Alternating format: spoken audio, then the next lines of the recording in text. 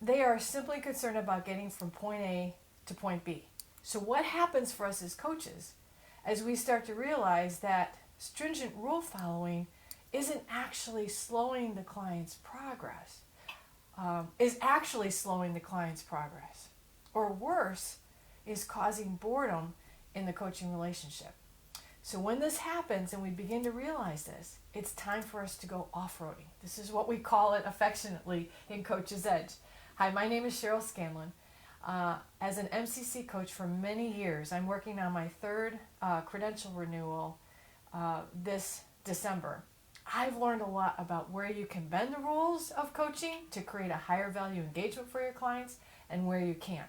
But before you get nervous that I'm going to ask you to coach against ICF standards, give me a couple more minutes here to explain, because this is super, super, super important for us to understand. So perhaps you've heard the phrase, you have to know the rules before you break them. So how many of you know the rules of coaching? You see, I thought I knew the rules of coaching as an ACC.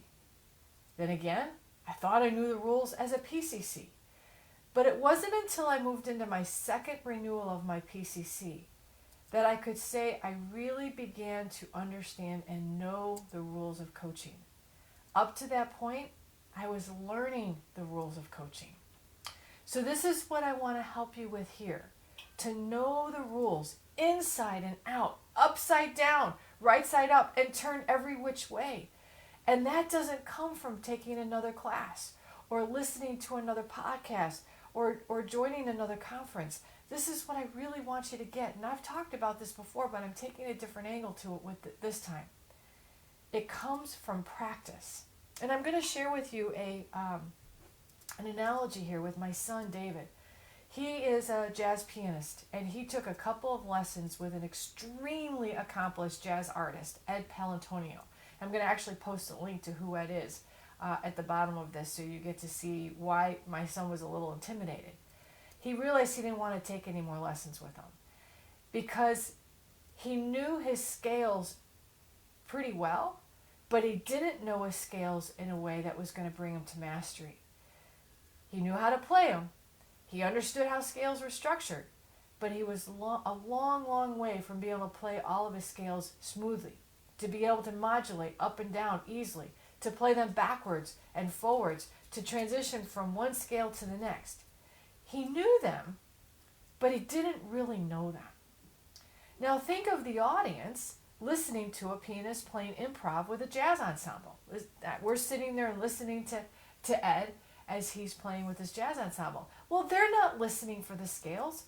They may not even recognize that scales are formed and the basis of all they're hearing.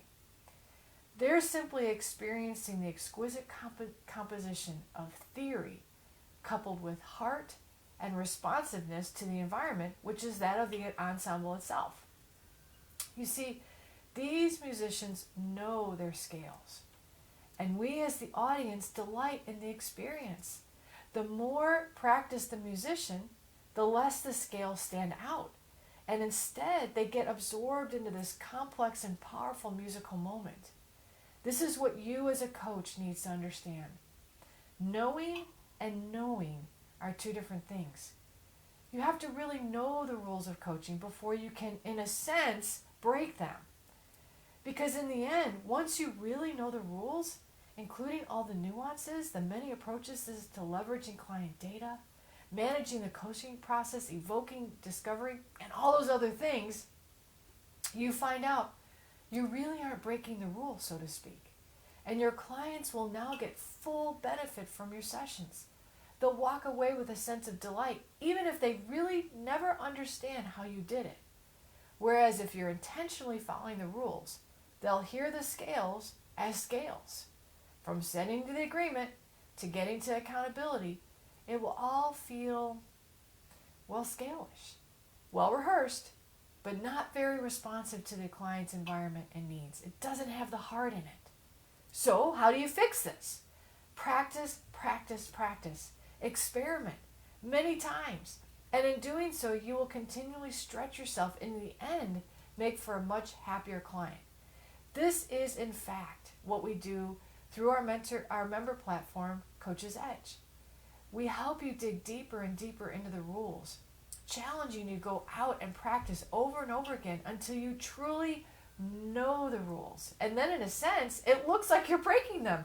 But it's not that you're breaking the rules. In fact, it's that you really know the rules now.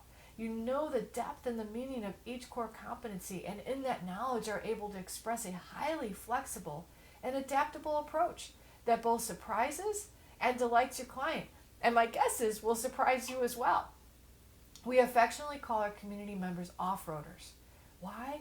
Because they're learning just that.